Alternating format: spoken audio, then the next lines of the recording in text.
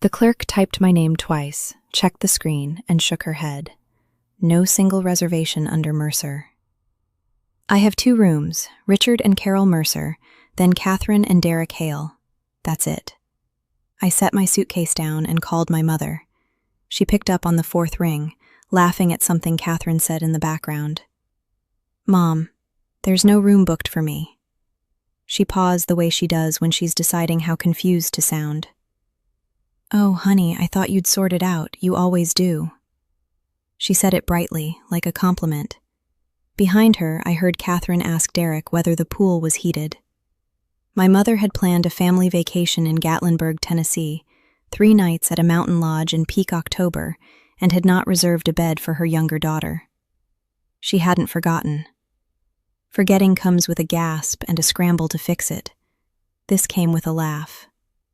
48 hours later, every person in my family would wish they'd booked that room. I'm Roslyn, 32, a financial research director from Charlotte, North Carolina.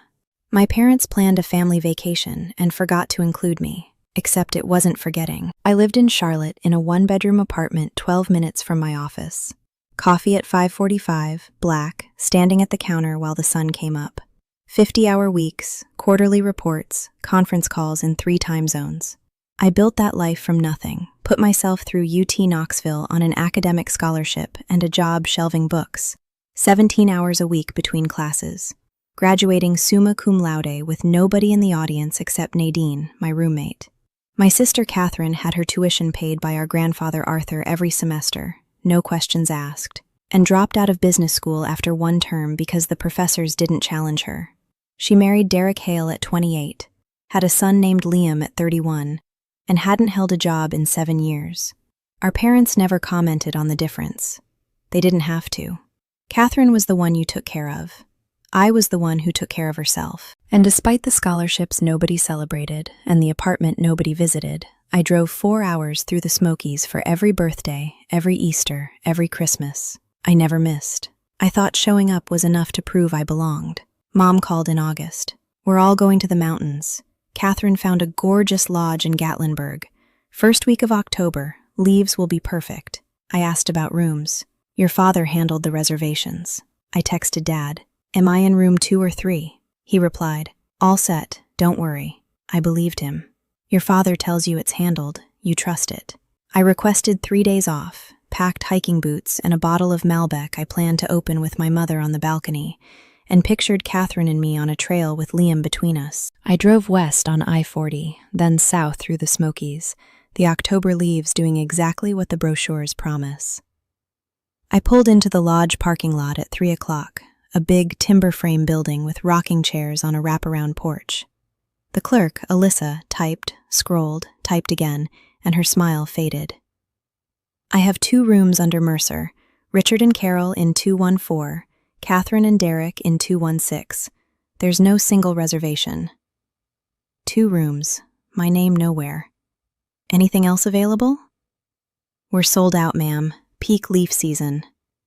I called my mother, and you already know what she said. I was still at the desk when the lobby doors opened and Catherine came in with new boots and a quilted vest, Derek behind her with duffel bags, Liam running toward the fireplace.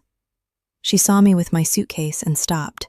Not the way you stop when surprised, the way you stop when deciding how to play it. "What's the problem?" she said, loud enough that another family turned their heads. I told her there was no room for me. She shifted Liam to her hip. "We reserved rooms for me, my husband, and my child. We're the real family." She said it like explaining a seating chart to a caterer. Derek smirked. My mother studied the stone floor. My father stood 6 feet away, phone in hand, present in body and absent in every way that counted. I stood there with my suitcase handle in my hand and understood, not with anger, but with the cold clarity of a number that finally balances, that I was standing in a room full of people who shared my last name, and not one of them had saved me a place. "I'll leave," I said, quietly, flat. I turned and walked past the fireplace, past the family who looked away, out to the parking lot where my car sat with the wine still on the passenger seat. Behind me, my mother's voice cut across the gravel. "Roslyn, don't be dramatic. We can figure something out." I didn't turn around. I pulled out of the lot with her figure shrinking in the rearview mirror. I drove north through Gatlinburg with my phone buzzing on the console. Mom, Catherine, Dad, Mom again, and I didn't answer. 20 miles north to Sevierville, where the tourist strip thins out. The Riverbend Inn sat back from the road behind sycamores. A woman behind the counter gave me room 7, ground floor, facing the Little Pigeon River, $89 a night. By the time I sat down on the bed, I had 34 missed calls. $89. That's what it would have cost my parents to book a third room. They'd spent $1,300 on 2 rooms and couldn't find $89 more for a daughter who drove 4 hours to be there. 12 texts from my mother, mapping her emotional arc. This is ridiculous. Then you're ruining the trip. Then call me back right now. Then Catherine is upset. Finally, fine, be that way. Not one line placed the weight anywhere except on me, my leaving, my drama. I opened the Malbec I'd planned to share with my mother and poured it into a paper cup. I sat on the floor and listened to the ceiling fan tick and drank wine alone in a room that cost less than my sister's new boots. I should tell you about Christmas 3 years before the lodge. I drove 4 hours through an ice storm carrying 4 individually wrapped gifts I'd spent a month choosing. A cashmere scarf for Mom, a fishing reel for Dad, a Build-A-Bear for Liam, a journal for Catherine. We opened presents around the tree. Catherine went first, always first. Mom and Dad gave her a diamond tennis bracelet, the velvet box, the gasp, Derek filming it. Then Catherine handed me a candle, still in the drugstore bag, a $4.99 clearance sticker on the bottom. I didn't know what you'd want, Mom said brightly, as if not knowing your daughter were a reasonable defense for a $5 candle next to a diamond bracelet. I said thank you and smiled. I never burned it. It still sits on a shelf behind a row of books. Then Catherine's wedding, 2 years before the lodge. Nashville, 200 guests, a string quartet. I was not in the bridal party. We didn't want to burden you with bridesmaid costs, Catherine told me in March, gently, the way you deliver bad news to someone you don't respect enough to be honest with. The dress was $280. I could have covered it from one day's pay. I sat in the back row between an elderly neighbor and Derek's accountant. I found out about the rehearsal dinner from a text in the family group chat, mid-conversation, as if I'd been included all along. But I was the one who arrived at 7 a.m. to help set up, who arranged 200 mason jar centerpieces, who stayed after the reception until midnight stacking chairs. Derek's brother, drunk, leaning on the tailgate, grinned at me. So, you're the hired help. I drove back to Charlotte the next morning. No thank you text. Not that day. Not ever. Morning at the inn, I scrolled my photo library. Family photos across 5 years. I was in 3 of them. In 2, just a half shoulder at the frame's edge, as if whoever held the camera framed the picture around Catherine and caught me by accident. I opened the family group chat and scrolled back 6 months. My name appeared attached to a task every time. Rosalind, can you bring the extra chairs? Rosalind, can you grab ice? Never, Rosalind, how are you? This wasn't forgetfulness. Forgetfulness is random. This was structured. I was included when labor was needed, and excluded when belonging was distributed. I called Nadine at noon. I told her everything. She listened without interrupting until the silence told her I was done. When are you going to stop driving 4 hours to prove you belong to people who won't save you a chair? She wasn't being cruel. She was being accurate, which is worse. I don't know, I finally said. That's the problem, Roz. You do know. You just haven't said it out loud. Sunday morning, the family group chat lit up. Catherine posted a selfie from the pool. Family time in the mountains. Mom hearted it. Derek posted a hiking photo. Making memories. My name appeared nowhere. Not my absence. Not a single acknowledgement. Cousin Denise texted, "Are you on that trip? I don't see you in any photos."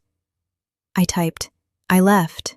Then, "Long story," and sent it. She replied, "You okay?" "Getting there," I typed. She sent back a single heart. No commentary, just presence, from a corner of my family I'd never thought to lean on. Monday morning, watching a heron on the river, my phone buzzed. Text from Dad.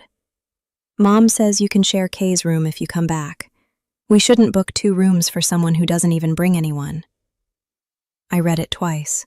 My father had been given the chance to apologize and instead reduced me to a head count. Not, we're sorry. My worth, 32 years of scholarships and 60-hour weeks, measured by whether I had a husband or child to fill the other bed. I took a screenshot and kept the text. Not to look at, but to remember I wasn't making this up. I walked along the river that afternoon and realized I didn't want an apology anymore. An apology from my mother would come wrapped in conditions. From Catherine, a revision of events. From my father, 3 weeks late, addressed to the wrong injury. And any apology would do what apologies always did in my family. Reset the clock. Put me back at the starting line. Give me permission to drive 4 hours again. I was done. Not with anger. Anger requires energy I'd already spent.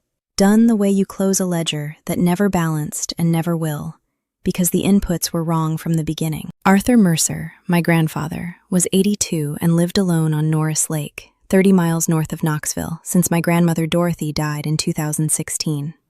I always visited him after family trips. Where are you, Rosie? I told him the basics, the 2 rooms, the lobby, the drive to Sevierville. No embellishment. Arthur responds to information. Long silence. Your grandmother would have left too. Arthur built a construction supply company in 1975 with a flatbed truck and $50 borrowed from Dorothy's father, grew it to 11 locations, sold it in 2010, and kept the house and the truck and the fishing rod. He invited me to dinner that Saturday. Just us. His house sat at the end of a gravel drive lined with pin oaks he and Dorothy planted. He'd caught trout that morning. We ate at the kitchen table where he used to do payroll by hand. After dinner, he asked pointed questions.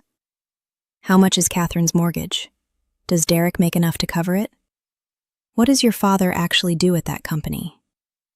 A consulting title attached to the business Arthur had sold. No measurable duties. A salary that amounted to family charity. I've been sending your parents and Catherine $8,000 a month for 13 years, he said.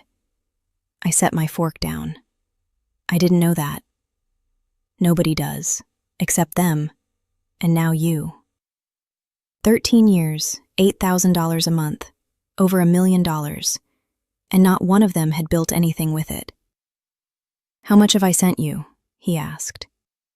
Nothing, Grandpa. I never asked. He nodded. I know. He didn't explain what he was planning. He just said, over his shoulder, I'm hosting Thanksgiving this year, whole family. I drove back to Charlotte and returned to my desk, my reports, the rhythm of work. I didn't call my parents. They didn't call me. Before Gatlinburg, it had been the familiar silence of a family that doesn't check in. After Gatlinburg, it was something I'd chosen.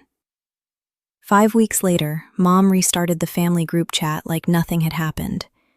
Thanksgiving at Grandpa's. Who's bringing what? Catherine responded within minutes. I'll bring the wine, purchased on the family credit card Grandfather paid, the one that had never been declined. Mom assigned dishes. Rosalind, can you bring your sweet potato casserole?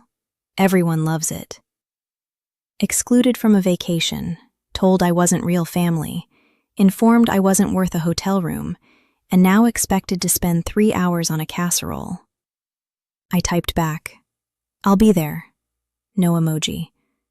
They saw compliance. They didn't see the screenshot still saved on my phone. Carol called 2 weeks before Thanksgiving, her voice lowered. I know you're still upset about the trip.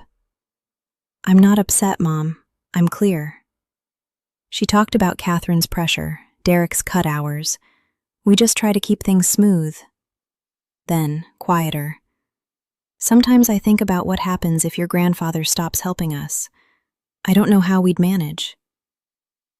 For a moment, I heard her clearly, a 58-year-old woman whose entire financial life depended on an 82-year-old man's generosity, afraid. Then, that's why it's easier when everyone just goes along. You kept the peace by giving away my chair, Mom. That's not fair. Neither was the trip. She hung up first. Catherine posted the trip carousel a week before Thanksgiving. The lodge, the trail, the pool, a sunset, captioned, "Grateful for the ones who matter most." 214 likes. Nobody asked where I was. Denise noticed. "What actually happened in Gatlinburg?" I told her plainly. She told Aunt Phyllis, Arthur's sister, 78, sharp as a tax audit, who called the next afternoon. "I heard about Gatlinburg. Is it true?" "Yes, ma'am." Long pause. "Your grandmother would be heartbroken." The truth was moving through the family now, as fact. Thanksgiving week, I drove to East Tennessee, but booked a hotel instead of staying with my parents. Another small, deliberate boundary. Thanksgiving morning, I arrived at Arthur's early, helped him set 22 places with Dorothy's china. Guests arrived from 11. Aunt Phyllis, Uncle Gene, Cousin Denise with a pecan pie, 2 of Arthur's old construction friends. Then Carol and Richard in the Buick, and Catherine, Derek, and Liam. Catherine in a new cashmere coat. Arthur said grace at the head of the table, for the food, the family, and the truth. And dinner began. Catherine held court, telling bright Gatlinburg stories, leaving no space for a different version. Then she raised her glass. To family, to the ones who show up for each other through thick and thin. She looked at me on show up. Half a second. I saw it. Phyllis saw it. Arthur saw it. I held my glass through the toast and set it down without drinking. After the main course, Catherine and Derek started floating a pontoon boat, a Silverado truck. Arthur chewed his cornbread and said nothing. I carried plates to the kitchen. Catherine followed. "Are you going to be weird all night?" "I'm not being weird, Catherine." "Then stop acting like the victim. You left. That was your choice." "You didn't book me a room." "You could have figured it out yourself. You always do." The family's oldest program, running again. I dried my hands and walked back to the table. Over dessert, the table loosened, and Catherine told Denise and Craig, laughing. And then Roslyn just left, right out of the lobby, out of nowhere. So dramatic. Another polished anecdote about difficult Roslyn. The table turned to me, slowly, face by face. I looked at Arthur. He nodded, barely, not permission, just checking whether I could handle it. I set my coffee cup down. "Catherine, you're right, I left." 22 people went still. "But you left out the part where you didn't book me a room. You stood in that lobby and said, 'We reserved rooms for the real family.'" Catherine's face went rigid. I turned to my father. "Dad, you texted me the next morning. We shouldn't book 2 rooms for someone who doesn't even bring anyone." Richard looked at his plate. Carol's hand went to her mouth. "I'm not asking for sympathy. I'm telling you what happened in front of people who should have heard it a long time ago." Catherine exploded, chair scraping the hardwood. "You are unbelievable. You're going to sit at Grandpa's table and play the victim? Nobody made you leave." Derek leaned in. "She's always been like this, dramatic." Aunt Phyllis cut him off, flat. "Catherine, sit down." My mother tried. "This isn't the place." "You told me I wasn't real family in front of strangers in a hotel lobby," I said. "I'm telling the truth in front of people who actually know us." Catherine shook her head. "You've always been jealous. You can't stand that I have a husband and a child." I didn't respond. The room had already made its judgment, from the picture in front of them, not from anything I'd said. Arthur set down his coffee cup. "Enough." The room went dead quiet. He stood slowly. "I started working at 16. Built a company from a flatbed truck and $50 I borrowed from Dorothy's father. Never asked for a handout and never expected one." He looked at Catherine, Richard, Carol. "In 13 years, I've sent this family over $1 million. Not one person who took that money has built a single thing." He looked at me, his voice shifting like a compass needle finding north. "The only one who never asked me for a cent is the only one who turned out like your grandmother." He sat down, drank his coffee. "Catherine, eat your pie."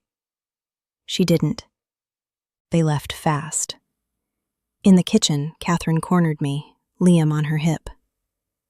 "Do you know what you've done? He's going to cut us off because of your little performance." "I didn't ask him to do anything, Catherine." You didn't have to. You just had to play the martyr. I told the truth, the same way you told yours in the lobby. She stared, mouth working, nothing coming out. A woman realizing her entire life depended on a monthly transfer from a man who'd just told a room full of witnesses he was done. She grabbed her coat and left. That evening, on the porch, Richard came out with his coat on. I shouldn't have sent that text. No, you shouldn't have. I didn't mean it the way. You meant every word, Dad. You just didn't think I'd say them out loud. Are you going to be okay? I rocked the chair once and looked at the lake. I've been okay for 32 years without a room, a chair, or a place in the photo. I'll keep being okay. He walked to the Buick where Carol sat crying and drove away. 6 weeks later, the money stopped. No announcement, just silence in a bank account that had never been silent. Catherine and Derek sold the lifestyle first, the barber jacket to consignment, Derek picking up extra dealership shifts, Catherine taking a part-time job at a home goods store, her first in 7 years. She called me in January, not to apologize, but to ask how to format a resume. I walked her through it. My parents downsized to a 2-bedroom apartment. Richard, 60, took a facilities job at a community college, starting over. What I felt wasn't satisfaction. It was the complicated tenderness of watching someone you love face a truth they'd spent 30 years avoiding. Carol texted in January, "I'm sorry about the trip. I'm sorry about a lot of things." First time she'd typed sorry to me in 32 years. I waited 2 days, then replied, "I know, Mom." The door stayed open, not wide, but open. Denise started a group chat with me and Aunt Phyllis. Visiting grandfather became a fixed point on my calendar. Every other Saturday, trout on his porch, coffee in Dorothy's cups. Spring, cherry blossoms along the lake road. Arthur on the porch with 2 coffees already poured, his fishing rod leaning against the rail. I sat in the second rocking chair, the one that had always been mine, even when I didn't know it. "You know the best thing about building something yourself?" he said. "Tell me." "Nobody can take it from you, because they never gave it to you in the first place." I smiled, drank my coffee, and watched the lake hold still. Sometimes the bravest thing you'll ever do isn't walking out of the lobby. It's walking back to the table, looking your family in the eye, and telling the truth. Not with anger, not with revenge, but with your own voice, on your own terms. If 32 years of silence remind you of your own, maybe it's time to set down your suitcase and speak. Share this with someone who's been the reliable one. Leave a comment and subscribe. The next story is already waiting.